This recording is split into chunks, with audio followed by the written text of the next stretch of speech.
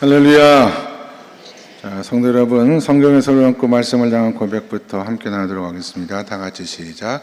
하나님 말씀에 생명이 있습니다. 하나님 말씀에 은혜가 있습니다. 주의 말씀을 깨닫게 하시고 이 말씀대로 살아가게 하옵소서. 아멘. 좌우업대 계신 분들, 우리 예배 참석하신 성도들 축복하도록 하겠습니다. 잘 오셨습니다. 은혜 많이 받으시기 바랍니다. 이렇게 인사해 주세요. 은혜 많이 받으시기 바랍니다. 네, 감사합니다. 사도행전 14장의 말씀을 읽었습니다. 1절부터 7절까지 함께 한다는 것의 의미에 관한 제목의 말씀으로 이 시간 하나님의 말씀의 은혜를 나누도록 하겠습니다. 우리가 믿는 기독교 신앙에는 개인성과 공동체성이라고 하는 이 양면이 존재한다는 이야기를 하죠. 신앙에는 개인성과 공동체성이 있습니다. 신앙의 결단은 먼저 하나님과의 개인적인 관계에서 시작이 됩니다. 유명한 실존주의 철학자 키에르케고르가 했던 얘기 가운데 신앙이라고 하는 것은 하나님 앞에서의 단독자, 하나님 앞에 한 개인이 홀로 서는 단독자의 결단이다, 이런 유명한 말을 했거든요. 하나님과의 만남을 의미하는 것입니다. 이 하나님과의 만남이 없이는 신앙생활이 시작이 될 수도 없고, 이 만남을 통해서 우리는 구원의 깊은 은혜를 경험을 하게 됩니다. 이게 신앙생활에 있어서 개인성의 부분입니다. 그런데 기독교 신앙에는 이런 개인성과 더불어 공동체성의 특징이 있습니다. 우리가 주님 안에서 새로운 피조물이 되는 순간 우리는 더 이상 개인이 아니라 교회 공동체에 속한 일원이 돼요. 성경적 표현으로 하면 한 지체가 된다라고 하는 것입니다. 거기서 그치는 것이 아니라 교회는 세상의 소금과 빛된 사명을 감당하는 공동체거든요. 그래서 우리가 공동체 안에 불림을 받는 순간 우리는 교회의 일원이 될 뿐만 아니라 건강한 사회 구성원의 한 사람이 되어서 세상이 부패하지 않고 어둠 가운데 거하지 않도록 사명을 감당하는 그런 존재가 된다. 이게 교회가 가지고 있는, 혹은 신앙이 가지고 있는 공동체성입니다. 그런데 중요한 것은 우리가 예수를 믿어서 형식적으로 이런 공동체 일원이 되었다라는 것이 중요한 게 아니에요. 그건 형식적인 것에 불과하고 내용이 중요하지 않습니까? 우리가 공동체 일원이 된다라고 하는 내용의 의미, 이런 겁니다. 우리가 그 속한 공동체에 가장 아픈 부분과 가장 연약한 사람을 중심에 놓고 삶을 살아가기 시작한다. 이게 공동체성의 가장 중요한 핵심입니다.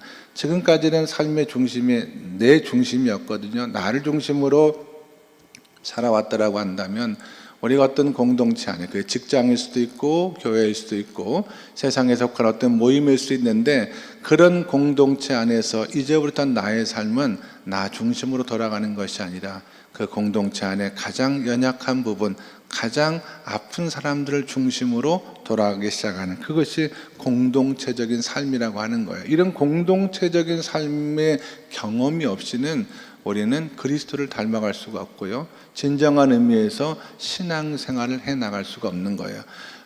다른 사람을 중심으로, 특별히 연약한 사람들, 아픈 사람들 중심으로 우리가 공동체 생활을 하지 못하면 우리는 그리스도의 인격과 신앙을 닮아 성장하기가 매우 어렵다라고 하는 것입니다.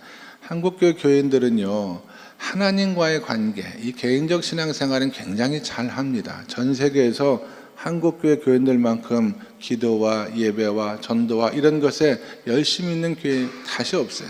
전 세계에서 아마 최고라고 말할 수가 있습니다.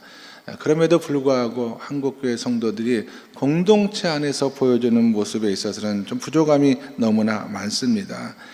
세상에 있는 사람들은 교인들에게 특별한 것을 요구하는 것은 아니에요. 우리가 믿고 고백하고 말하는 그만큼의 삶만을 살아가길 원한다라고 하는 것입니다. 그러나 안타깝게도 많은 교인들이, 많은 교회가 이와 같은 삶을 살아내지 못하고 교회가 가지고 있는 사회성의 영역에서 너무나 부족한 면을 드러내고 있는 것이 참 안타까워요. 그러니까 그리스도인의 정체성을 가지고 공동체 안에서 삶을 살아간다라고 하는 것, 제가 예를 한번 들어드릴게요. 제가 국민일보에서 오래전에 그런 기사를 하나 읽은 적이 있거든요. 제목이 뭐냐면 한 아우디 차주에 관한 아우디라는 제목이에요. 아우디 아십니까, 여러분? 독일에서 만든 그 좋은 차 있지 않습니까? 그 아우디 차주에 관한 얘기인데, 어느 날 할머니를 대신해서 손수레를 끌고 지나가는 어린 소년이 있었어요. 한 7살 남짓 되는 어린아이가 할머니와 함께 손수레를 끌고 가다가 그 좁은 길에 주차되어 있는 아우디 차량을 실수로 해가지고 이렇게 부딪혀서 손상을 입혔습니다. 고가의 차량이기 때문에 수리비가 걱정되는 상황에서 할머니와 손자는 울먹였고 주변에 있는 많은 사람들이 이제 모여들기 시작했어요. 그때 그 아우디 차량 주인이 중년 부부가 오자마자 할머니에게 머리 숙여서 사과를 했습니다. 무엇을 사과했냐면 차를 도로변에 세워놓아서 통행에 방해가 되고 그것 때문에 사고가 난 것 같다고, 너무나 죄송하다고 머리를 숙였습니다. 이 글을 쓰신 분은 그분의 인격, 그러니까 아우디를 타고 다니는 재력이 부러운 것이 아니라 그분이 가지고 있는 인격이 너무나 부럽다, 그렇게 글을 썼다라고 하는 거예요. 우리 사회는 아우디를 가진 사람은 많거든요. 그러나 이 정도의 인격을 가진 사람은 많지 않다고 생각을 합니다. 만약에 저는 목사이기 때문에 이런 글을 읽으면 참 그분이 그리스도인이었으면 참 좋겠다, 그런 마음을 갖거든요. 그분이 그리스도인이었다라고 한다면 공동체성을 가지고 공동체성의 정체성을 가지고 그리스도인이 세상을 살아가는 모습이 어떠한가가 정확하게 그 모습을 통해서 나타나는 거예요. 저는 우리 교인들도 세상을 살아갈 때 뭐 이런 비슷한 상황, 이런 비슷한 형편에 처했을 때 좀 이런 그리스도인의 정체성을 가진 삶을 살아갈 수 있기를 주님의 이름으로 간절히 축원합니다. 정말 하나님과의 진지한 만남뿐만 아니라 이 세상 속에서 낮은 곳을 향해 따뜻한 마음을 가지고 살아갈 수 있는 그런 크리스찬의 모습이 함께한다는 의미에 있어서 공동체성의 의미에서 가장 중요한 내용이 될 수 있다라고 하는 것인데요.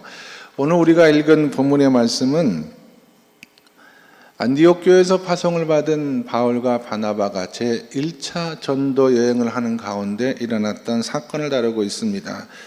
본문의 말씀 속에서 왜 그리스도인이 함께 해야 하는지, 공동체성이 왜 우리 신앙과 믿음에 있어서 중요한 것인지 두 가지만 잠깐 생각해 보도록 하겠는데요.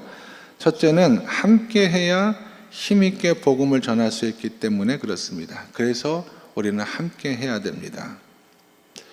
사도행전의 말씀을 처음부터 읽어보시면 사도행전은 처음부터 함께하는 공동체의 이야기를 기록하고 있어요.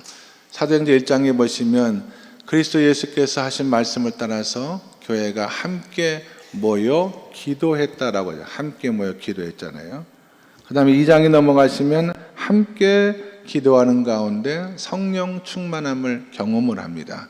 그래서 인종과 언어와 계층과 모든 다양성을 극복하고 복음 안에서 하나가 되는, 많은 사람들이 복음 안에서 하나가 되는, 그래서 함께 예배하는 이야기가 사도행전 2장의 내용이에요. 그러니까 기도도 그렇고 예배도 그렇고 사역도 그렇고 선교도 그렇고 다 마찬가지입니다. 함께 할 때 성령 충만한 은혜가 있고 함께 할 때 능력이 역사하는 것을 우리가 사도행전을 통해서 확인할 수가 있죠. 본문에서도 바울과 바나바가 이제 함께 사역하는 모습을 볼 수가 있는데, 자, 1절의 말씀을 한번 읽어보도록 하겠습니다. 1절 말씀 시작.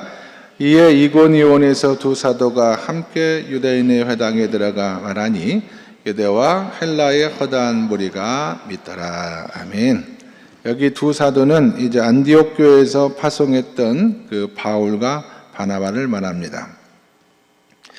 근데 재미있는 것은요, 우리가 사도행전 초반부의 기록을 쭉 보면은 항상 두 사도에 대한 표현을 할 때 어떻게 표현하냐면 바나바와 바울 이렇게 표현을 하고 기록을 해 놓았습니다. 항상 바나바 이름이 먼저 나와요. 사도행전 11장 30절, 또 12장 25절, 13장 2절, 13장 7절 살펴보면 다 바나바와 바울인데, 그러다가 13장 43절부터 처음으로 순서가 바뀝니다. 자, 13장 43절의 말씀을 읽어보시면, 자, 자막을 통해서 같이 읽겠습니다. 시작. 회당의 모임이 끝난 후에 유대인과 유대교에 입교한 강건한 사람들이 많이 바울과 바나바를 따르니 두 사도가 더불어 말하고 항상 하나님의 은혜 가운데 있으라 권하니라. 아멘. 여기서부터 바울과 바나바로 이름의 순서가 바뀌기 시작한다라고 하는 것입니다. 이건 일종의 리더십의 전환이라고 할 수가 있거든요. 지금까지는 바나바가 연장자이기도 하고 오래 믿었기 때문에 항상 바나바가 모든 사역을 주도했다라고 한다면 사역 가운데 바나바는 뭘 봤냐면 바울의 지도력을 본 거예요. 바울이 가지고 있는 지도력의 잠재력이 대단하다는 것을 보고 이 바울을 서서히 앞세우면서 자기가 조금씩 그 자리에서 물러서는 그런 경우라고 할 수가 있겠습니다. 초대교회 성도들에게 있어서 누구 이름이 먼저 나오냐, 누가 더 주도적인 역할을 하고 지도자적 역할을 하느냐라고 하는 문제는 별로 중요한 문제가 아니었어요. 그것보다 훨씬 더 중요했던 것은 어떻게 하면 복음이 더 효과적으로 전파될 수가 있고 어떻게 하면 하나님 나라가 더 아름답게 확장이 될 수가 있느냐, 여기에 가장 중요한 중심이 있어요. 그래서 이들에게서 가장 중요한 것은 복음이었기 때문에 누가 먼저냐, 누가 지도자냐, 누구의 이름이 더 크게 기록되고 앞에 기록됐느냐, 이런 것은 별로 중요하지 않았다라고 하는 것입니다.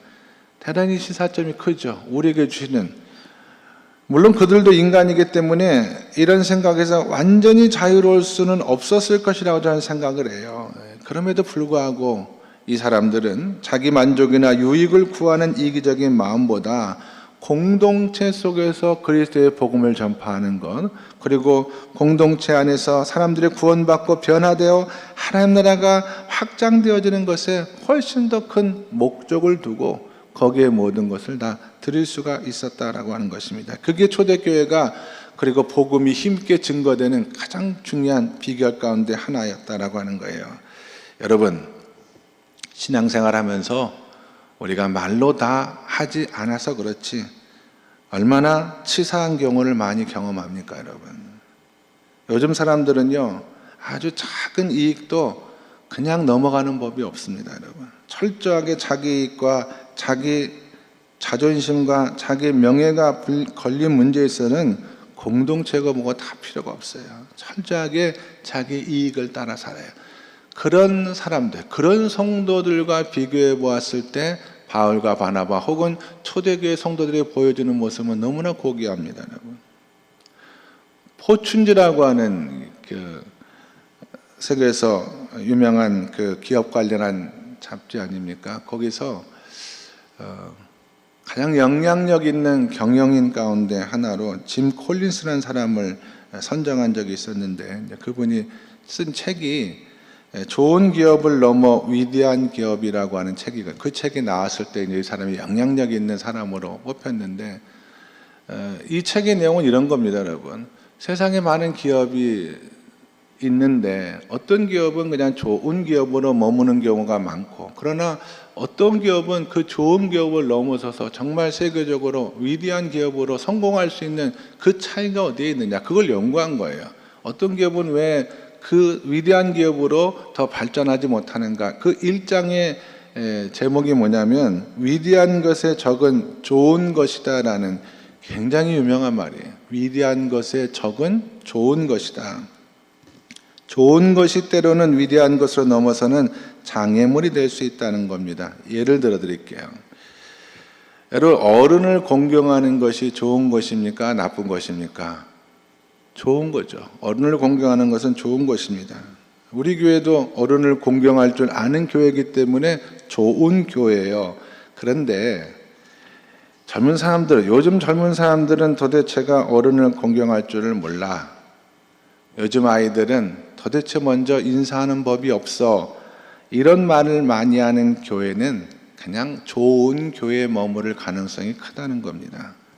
위대한 교회는 어떤 교회냐? 어른이 오히려 젊은 사람들과 어린 사람들을 섬길 줄 아는 교회는 좋은 교회를 넘어서서 위대한 교회로 발전할 가능성이 매우 크다라고 하는 것입니다.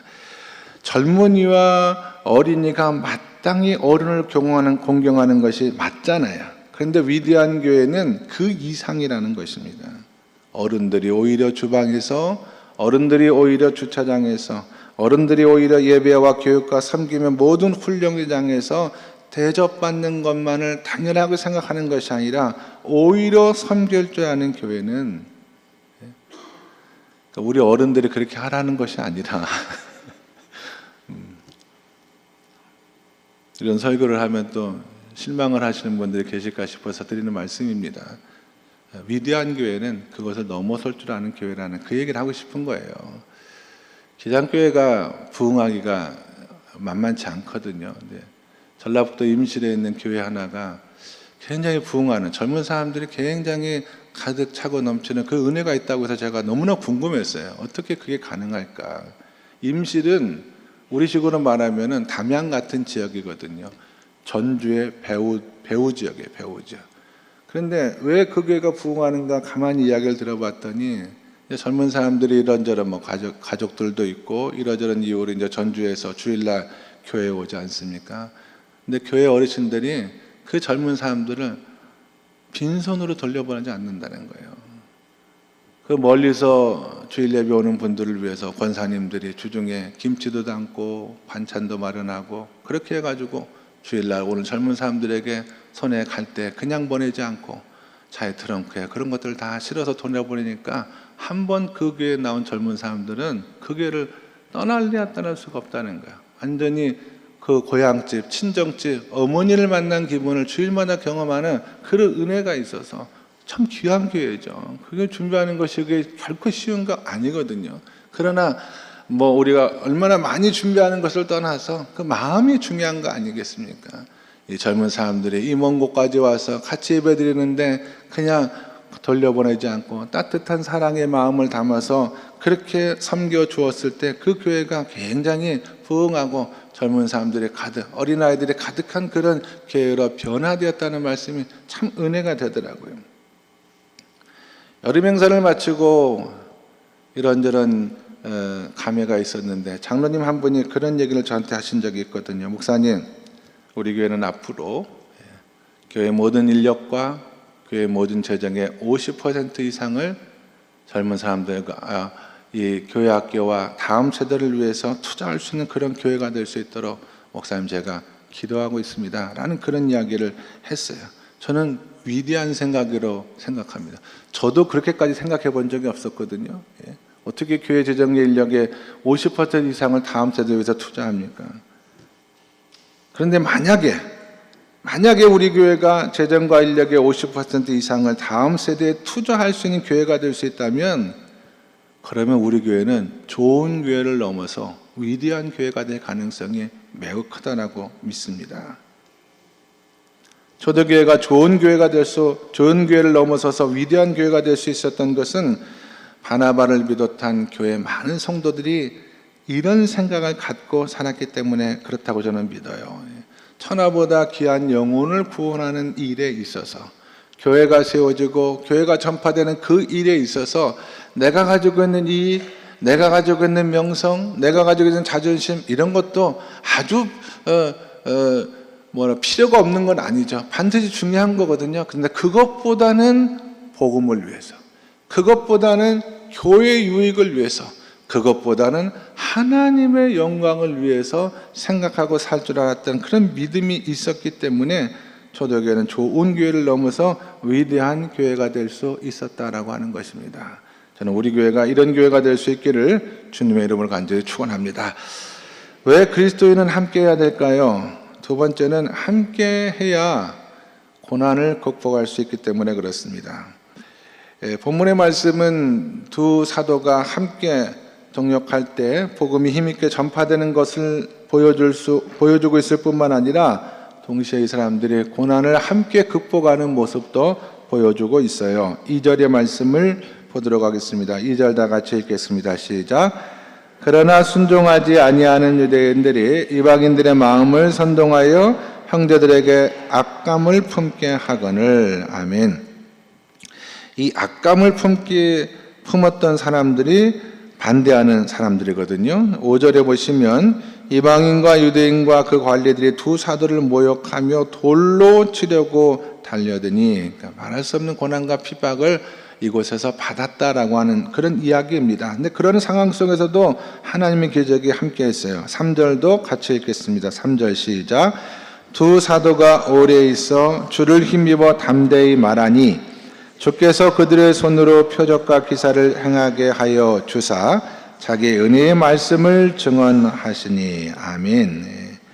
많은 고난과 핍박이 있었지만 하나님께서 기적적으로 역사해 주셨기 때문에 또 많은 능력이 나타나고 믿는 사람이 더해지는 은혜가 있었다라고 하는 건데요. 5절에 보면 두 사도가 오래 있었다라는 얘기가 있잖아요. 3절 두 사도가 오래 있었다. 그 많은 고난에도 불구하고 바울과 바나바는 이고니온이라는 곳에 오래 머물면서 버티면서 끝까지 하나님의 복음을 증거했다라고 하는 것입니다. 만약에 바울과 바나바가 혼자였다면 그런 박해 속에서 오래 견디며 버틸 수가 있었을까? 아마 둘이었기 때문에 좀 더 혼자일 때보다는 더욱더 오래 버티면서 하나님의 힘 있는 사역을 감당할 수 있었던 것은 아닐까, 그런 생각을 하는 거예요. 이런 말씀들을 보면 여러분, 전도서 기자는 전도서 4장 9절 이하에서 예수를 믿는 사람들이 동력하는 것이 갖고 있는 의미에 대해서 성경에 이런 유명한 말씀을 기록해 놓았거든요. 전도서 4장 9절 이하의 말씀에 보시면 두 사람이 한 사람보다 나음은, 말씀 좀 올려주세요. 두 사람이 한 사람보다 나음은 그들이 수고함으로 좋은 상을 얻을 것입니다. 혹시 그들이 넘어지면 하나가 그 동물을 붙들어 일으키려니와 홀로 있어 넘어지고 붙들어 일으키는 자가 없는 자에게는 화가 있으리라. 또 두 사람이 함께 누우면 따뜻하거니와 한 사람이면 어찌 따뜻하랴.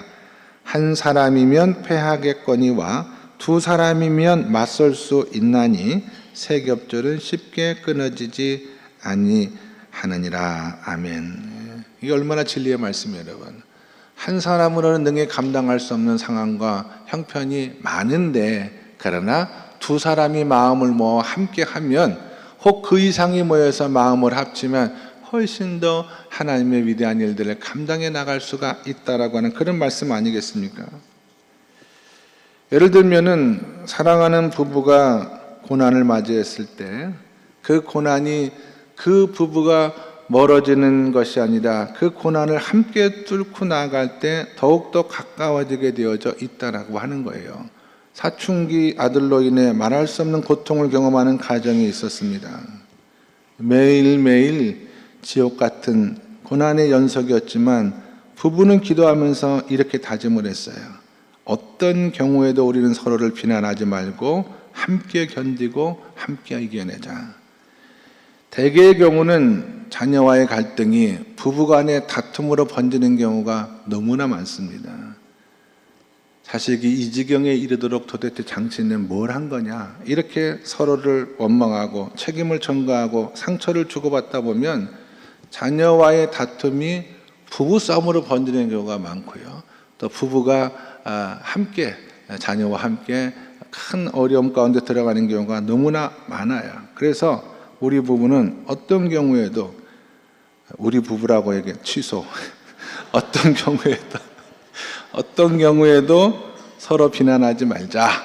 함께 견디고 함께 기도하고 함께 극복하고 다짐하고 또 다짐했습니다.